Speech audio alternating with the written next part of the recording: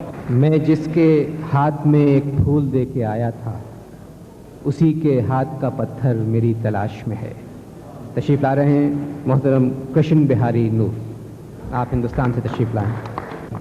حضرات، میں چند متفرق اشعار اور اس کے بعد ایک غزل پیش خدمت کروں گا۔ ملاحظہ فرمائیے، عرض کیا ہے کہ کس طرح سے دیکھوں بھی باتیں بھی کروں تجھ سے، کس طرح سے دیکھوں بھی باتیں بھی کروں تجھ سے، آنکھ اپنا مزہ چاہے دل اپنا مزہ چاہے۔ کس طرح سے دیکھوں بھی باتیں بھی کروں تجھ سے، آنکھ اپنا مزہ چاہے دل اپنا مزہ چاہے۔ کس طرح سے دیکھوں بھی باتیں بھی کروں تجھ سے، آنکھ اپنا مزہ چاہے دل اپنا مزہ چاہے۔ حضرات، غزل کا کیا تاثر ہوتا ہے، کیا امپیکٹ ہوتا ہے غزل کا سننے والوں پر، اس سلسلے میں ایک شعر ملاحظہ فرمائیے۔ عرض کیا ہے کہ میں تو غزل سنا کے اکیلا کھڑا رہا، میں تو غزل سنا کے اکیلا کھڑا رہا، سب اپنے اپنے چاہنے والوں میں کھو گئے۔ میں تو غزل سنا کے اکیلا کھڑا رہا، سب اپنے اپنے چاہنے۔ واہ واہ،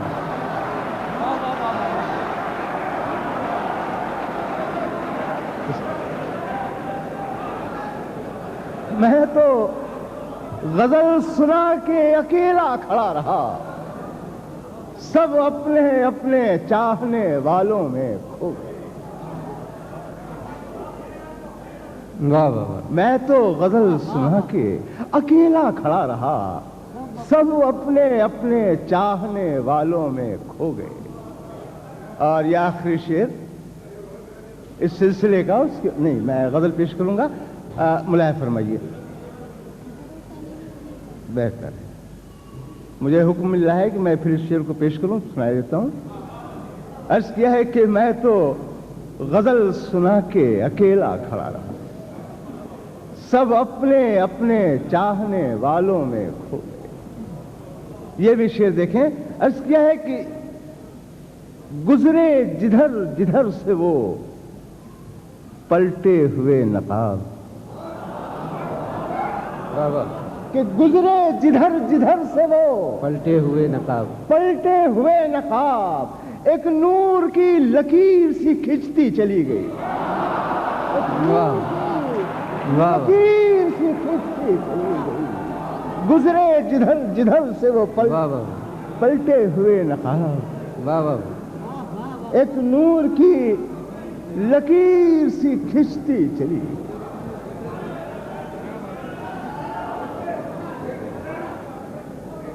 میں پیش کروں،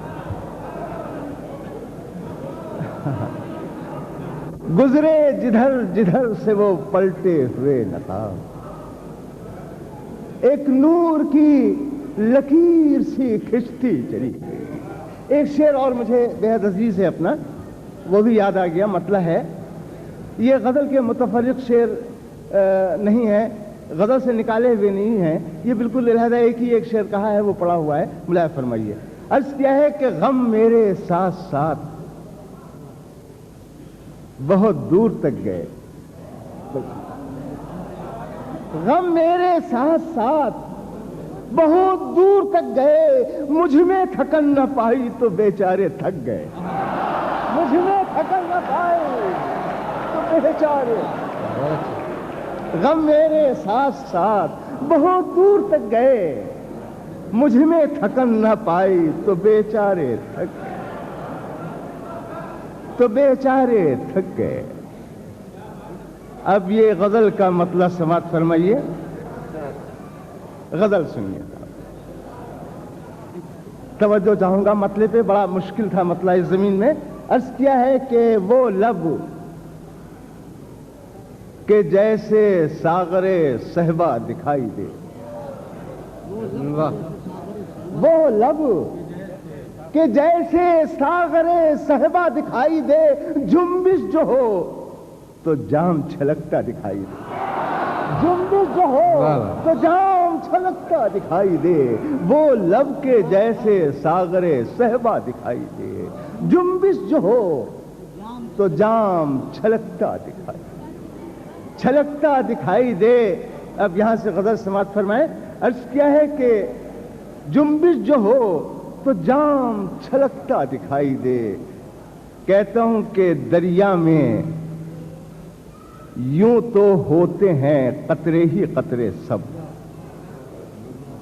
دریا میں یوں تو ہوتے ہیں قطرے ہی قطرے سب، قطرہ وہی ہے جس میں کہ دریا دکھائی دے، دریا میں یوں تو ہوتے ہیں قطرے ہی قطرے سب، قطرہ وہی ہے جس میں کہ دریا دکھائی دے۔ واہ، قطرہ وہی ہے جس میں کہ دریا دکھائی دے۔ دریا میں یوں تو ہوتے ہیں قطرے ہی قطرے سب، قطرہ وہی ہے جس میں کہ دریا دکھائی دے۔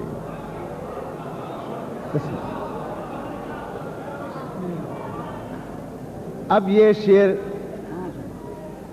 ملاحظہ فرمائیے، قطرہ وہی ہے جس میں کہ دریا، کیوں آئینہ کہیں اسے پتھر نہ کیوں کہیں، کیوں آئینہ کہیں اسے پتھر نہ کیوں کہیں، جس آئینے میں عکس نہ ان کا دکھائی دے، کیوں آئینہ کہیں اسے پتھر نہ کیوں کہیں، جس آئینے میں عکس نہ ان کا دکھائی دے۔ یہ آخری دو شعر آپ سب حضرات کی نظر عرض کیا ہے کہ جس آئینے میں عکس نہ ان کا دکھائی دے، کہتا ہوں کہ اس تشنا لب کی نیند نہ ٹوٹے دعا کرو، اس تشنا لب کی نیند نہ ٹوٹے دعا کرو، جس تشنا لب کو خواب میں دریا دکھائی دے، اس تشنا لب کی نیند نہ ٹوٹے دعا کرو، جس تشنا لب کو خواب میں دریا دکھائی دے۔ واہ واہ واہ، بہت انداز۔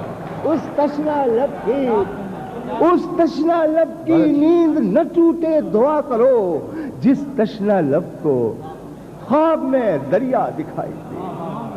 عرض کیا ہے کہ کیسی عجیب شرط ہے دیدار کے لیے، حضور عرض کیا ہے کہ کیسی عجیب شرط ہے دیدار کے لیے، آنکھیں جو بند ہوں تو وہ جلوہ دکھائی دے، کیسی عجیب شرط ہے دیدار کے لیے، آنکھیں جو بند ہوں تو وہ جلوہ دکھائی دے، کیسی عجیب شرط ہے دیدار کے لیے، آنکھیں جو بند ہوں تو وہ جلوہ دکھائی دے۔ اور یہ میں آخری شعر اہل دبئی کی نظر کر رہا ہوں، میں پیش کر رہا ہوں ابھی۔ آنکھیں جو بند ہوں کیسی عجیب شرط ہے دیدار کے لیے، آنکھیں جو بند ہوں تو وہ جلوہ دکھائی دے۔ یہ تمام اہل دبئی کی نظر شارجہ کی یہ شعر خاص آخری شعر میرا غزل کا، عرض کیا ہے کہ کیا حسن ہے، جمال ہے، میں منتظر ہوں وہاں کا، کیا حسن ہے، جمال ہے، کیا رنگ روپ ہے، کیا حسن ہے، جمال ہے، کیا رنگ روپ ہے، وہ بھیڑ میں بھی جائے تو تنہا دکھائی دے، کیا حسن ہے، جمال ہے، کیا رنگ روپ ہے، وہ بھیڑ میں بھی جائے تو تنہا۔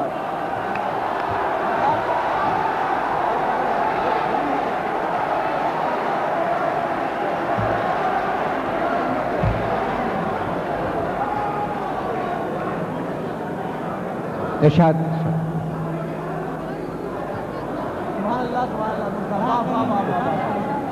کیا حسن ہے، جمال ہے، کیا رنگ روپ ہے، وہ بھیڑ میں بھی جائے تو تنہا دکھائی دے۔ یہ غزل بھی سماعت فرما لیجئے۔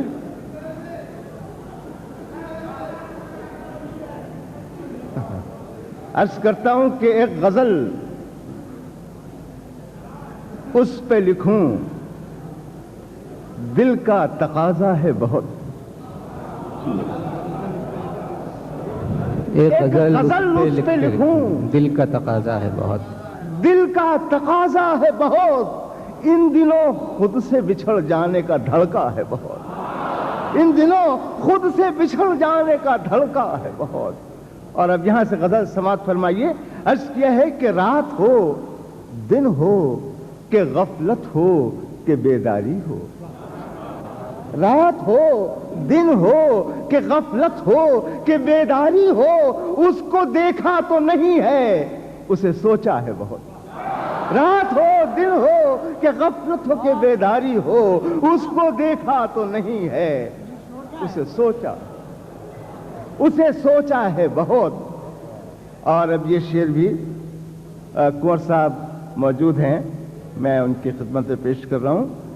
عرض کیا ہے کہ اس کو دیکھا تو نہیں ہے اسے سوچا ہے بہت. ملاحظہ فرمایا آپ سب حضرات بھی. عرض کیا ہے کہ تشنگی کے بھی مقامات ہیں، کیا کیا یعنی تشنگی کے بھی مقامات ہیں، کیا کیا یعنی کبھی دریا نہیں کافی کبھی قطرہ ہے بہت.